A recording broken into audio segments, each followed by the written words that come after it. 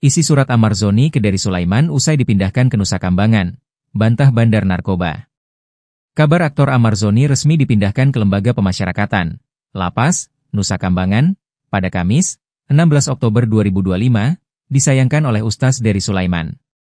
Sebagai seorang yang cukup dekat dengan Ammar Zoni, Ustaz Dery mendapatkan kiriman surat yang ditulis langsung oleh sang aktor. Dalam tulisan tangannya itu, Ammar pembelaan dirinya atas kasus hukum yang menjerat. Ayah dua anak itu dengan tegas membantah tuduhan sebagai bandar narkoba. Saya ingin semua orang tahu bahwa saya bukanlah seorang bandar.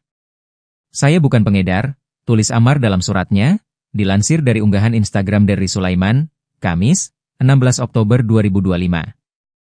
Ammar menegaskan dirinya hanyalah seorang publik figur yang tengah menjalani masa pemulihan.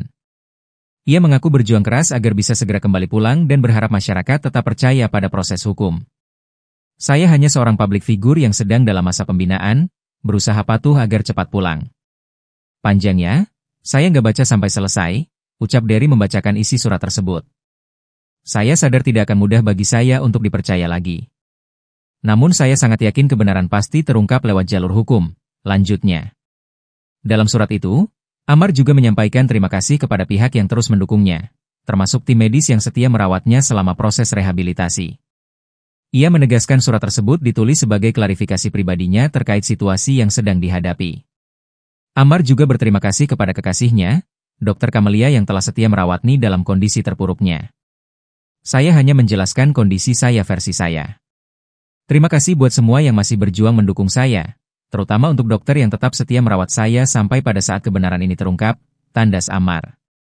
Surat itu membuat Dery terenyuh sekaligus prihatin atas situasi yang tengah dihadapi duda dua anak tersebut.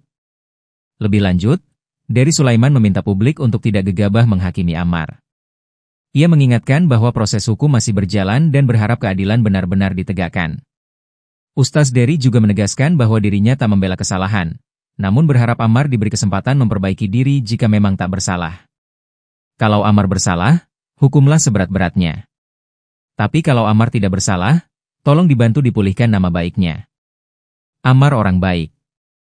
Dia sekarang sudah hijrah, dia sudah salat, tutup Dery penuh harap.